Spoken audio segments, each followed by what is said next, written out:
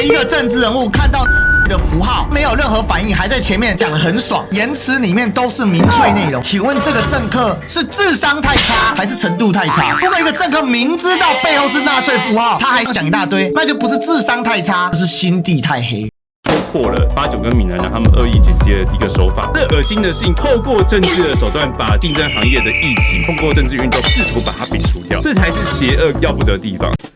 Ladies and gentlemen, welcome the host.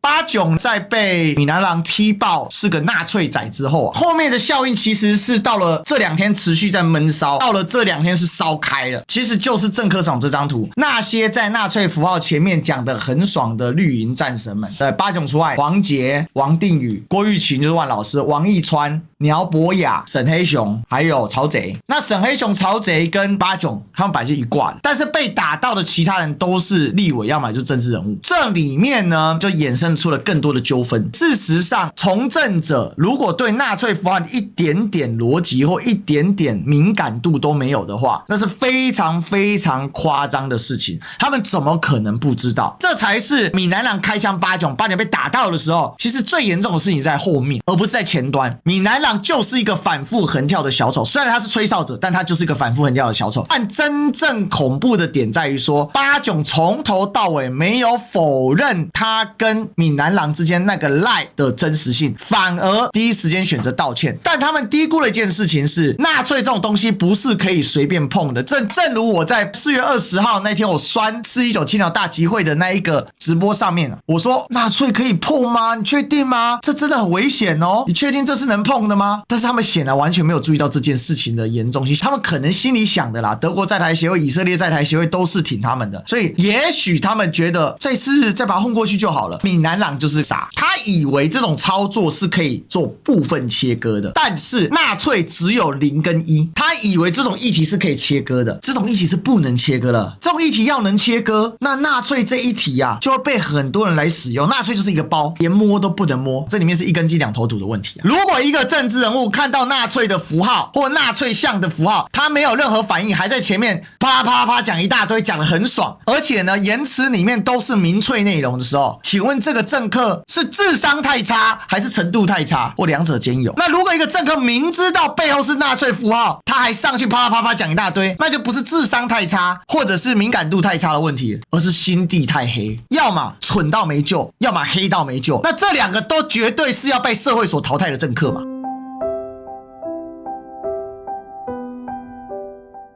这件事情八炯也急着卸责啦，他说很遗憾，有些人是操作将419多位来宾恶意贴标签，这些来宾是基于认同拒绝统战守护台湾的而出席，仅此而已哦。我私下聊天玩笑话曾出现纳粹字眼，这是与我熟识之间消遣自己处境的语境，表达不够妥当，我愿意自己承担这部分不够周延，在部分给当天的来宾致上最深的歉意。他还在讲，你确定那语境是开玩笑吗？你再继续唬烂啊。纳粹 logo 的说法是恶意的将脏水风向，希望这场因误解而兴起的风波能让参与的来宾不再承担莫须有的攻击，一切责任由我扛起，对不起。所以你看，八炯说了，其实八炯讲到这些事情啊，他说啊，目前在网络上声称的原始素材持有者，该名人士曾与我有金钱纠纷，现已多年未联系的前合作摄影师，很怪啊，八炯真的程度很差啊，开口就造谣，开口就说谎。如果说今天这名摄影师真的跟他多年未联系，那请问他怎么拿到去年底的素材呢？统战纪录片是去年下半年的事情啊。那统战纪录片的素材最迟，他至少要在去年中之前就要离职了吧？不然他怎么拿到这个素材的呢？开口就说谎。如果这个是离职多年的摄影师，那他就不应该拥有去年下半年的素材，顶多1年前，哪里多年前？1跟多不会分吗？八炯就是连所谓的掰借口都掰不好，掰谎言都掰不好，但因为没办法青鸟够蠢，所以会相信他嘛。影片属于公司财产，未经授权擅自备份分享，已委律师团确认与该名摄影师是否涉及法律责任，就用恐吓嘛，以送纸棒。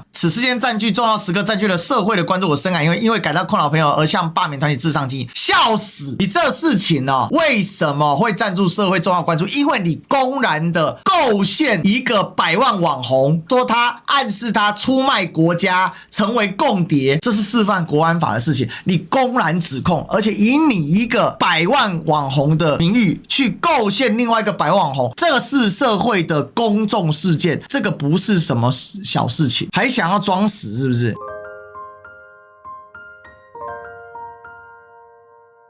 周明轩真的哭了，他真的是一个很温柔很善良的人哦。昨天看了闽南郎的影片，整整哭了一晚，不是因为终于听到一句真相，而是因为那段曾经无人相信的痛终于被还原了，可见这件事对他伤害有多深哦。我想问，这是我曾以为能多元包容引以为傲的台湾吗？周明轩是 LGBT 团体，我们都知道，做 LGBT 团体对于多元包容是非常非常有刚性需求的。过去他挺绿，他作为 LGBT 团体，他受到超大的多元包容。可是今天呢，只因为他不挺绿了，只因为他对绿色产生了质疑，甚至他事实上都没有质疑，他只不过去了大陆玩一趟，然后被89给栽赃，遭受万千批判。我曾相信台湾民主，也相信这社会会接纳像我这样努力发声、探索世界的年轻人。但当我因为好奇踏上一段旅程，却被扭曲成中共同路人，成为全网攻击的箭靶时，我开始怀疑我是不是从来没被真正接纳过。他所相信的信仰，在蔡英文执政的时候所说的没有人要为他的认同而道歉。可是今天钟明轩在面对这样的事情的时候，他没有做出任何事情啊，却被逼着必须认错，甚至必须退网，必须自我检讨，甚至到了他是很想自杀的程度。那种所谓的批判跟攻击无所不在。我真的去过中国，也真的想理解这个庞大的华人社会，这是一种探索而不是一种效忠。而当我回到台湾，却被自己的国家骂到想消失，那种撕裂让我无法不痛。他原本是多么热爱着他的自己的生命，他原本是认为他只是去探索一个他觉得两岸都是华人社会，他想去理解那是一个什么样的状况。在某些势力操控下，一个没有政治背景、没拿过中国资源的年轻人被打成叛国者，而拿过资源转身高举反共大旗的人却被捧为英雄，讲的就是89嘛。最可悲的是，今天跳出来高举反共大旗的都是一群舔共仔，嘴巴上喊反共反的越用力，他们舔共舔的越极端。我们要证明什么？只是想保护自己，也保护那个还想相信台湾值得骄傲的自己。曾经他以台湾为荣啊，他是台湾囡仔，但今天呢？这边不是报复，只是对愿意听我说话的人说句实话，让我们彼此保有做人尊严，保有到继续说话的空间。请各方势力别再浪费社会资源，到此为止。到了这个状态，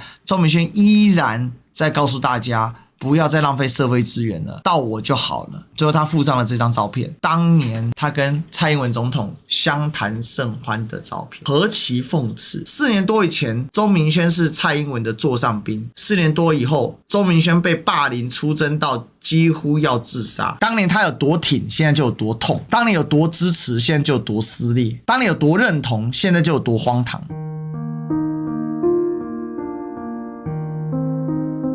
闽南郎品性不佳，反复横跳，这都可以理解。闽南郎我也不相信他，但闽南郎出来做吹哨者，指控八炯的种种行径，到现在八炯没有否认赖的截图。然后闽南郎昨天又出了一集，直接指控说八炯就是故意断章取义钟明轩那一段，他觉得对钟明轩很抱歉。不管闽南郎是不是真心的，但他讲的是事实。青鸟选择出征吹哨者闽南郎，他所讲的每一件事都是对的，他的品性不佳是事实，你可以不信他，但你不能因为这样去出征他。青鸟把他骂死了，骂爆了，还退订他。在726之后，823还没来，这中间这段时间更加的极端，没错，俨然有一种2次世界大战战间期的味道。1战打得不够惨烈，2战打得更加惨烈，极端的就更极端嘛。海峡岛报林进东的原话是，他们完全不认识钟明轩，只是转发中的影片，而是八炯当初坚持要把钟明轩打成共谍。闽南郎一说会不会太夸张哦，太超过？八炯说他最会打舆论战，反共就是要不择手段。八炯不肯拿出原始的影片，理由是保护家人，事实上是因为完整影片一拿出来就经不起推敲。后来周明轩被全网组织传出想不开，其实闽南郎说他内心难过，开始怀疑是否做错。这个事情本身很荒谬嘛，如果闽南郎讲的这些是真的，但应该是真的啦啊，因为八炯也没有否认嘛。做这种事情，青鸟就算不同意闽南郎，觉得闽南郎的水准低落，就青鸟怎么回应呢？你毁掉了罢免，你毁掉了823。首先我刚刚想讲的第一点，就是当他们等于是重新的有点后置过钟明轩的影片之后，钟明轩其实自己有发他的影片去反击，针对他们们可能所谓的恶意剪接，然后或者是这样子节奏剪错的乱七八糟之类的认为钟明轩在当时是一个很重要的一个力量。首先，当然他是被八炯跟闽南郎恶意的抹黑，他为了他自己的名誉出来洗白这他本来就应该做到。但的确在当时的社会的氛围、舆论的风气底下，你任何一个在上面跟他们站在对立面的这样子 YouTuber， 很容易在被他们操作、被出征，甚至是给所谓的认为钟明轩就是对外过场声明乱七八糟一堆东西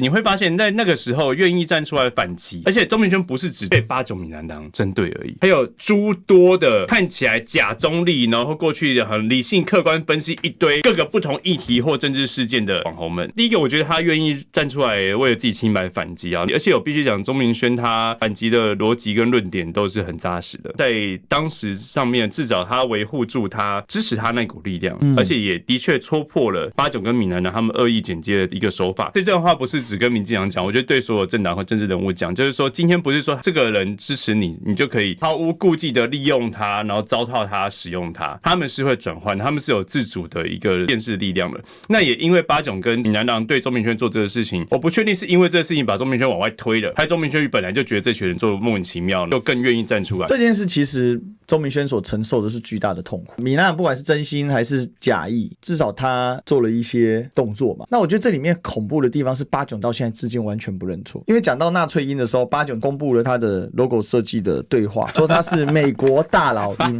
到现在还在凹。八炯说因为过去反共立场被蓝白贴中共阵营纳粹标签都是蓝白的错，打死不道歉就是八炯的风格。青鸟其实就吃这一套。对，没错。今天闽南郎为什么活该被出征？因为闽南郎道歉。我觉得最恶心的事情跟最要不得的事情是，透过政治的手段把竞争行业的异己，通过政治运动试图把它摒除掉，这才是邪恶要不得的地方。其实身为被八炯霸凌过的人，我也是其中一个受害者，我被他告过他们这种断章取义、扭曲、恶心，要从根本把人摧毁的行径，从来没有变过。所以为什么我誓死跟青鸟、跟八炯就是势不两立？我根本不在乎八炯长得圆的、扁的，我也不在乎八炯这个人叫温子瑜、林子瑜还是什么东西，是他做的邪恶的行为，所以让我非常的反感的。我其实很少针对人去开喷的，我针对都是他的行为，而进而去攻击他的人，是因为你的行为让我攻击人，而不是因为你的人我来攻击你。对，我不以人废言嘛。可是像八炯这种人已经坏到堕落到现在还在凹，还不承认，还不认错。就哪怕你青鸟要出征，你应该出征八炯，结果你是出征闽南郎。在这件事情上呢，台湾的未来要怎么捍卫，要怎么救呢？已经很明显了嘛，只有不断的对决、对决再对决嘛。这个社会极化是必然，民粹化是必然的情况之下，那我们要把我们的民粹导向正向。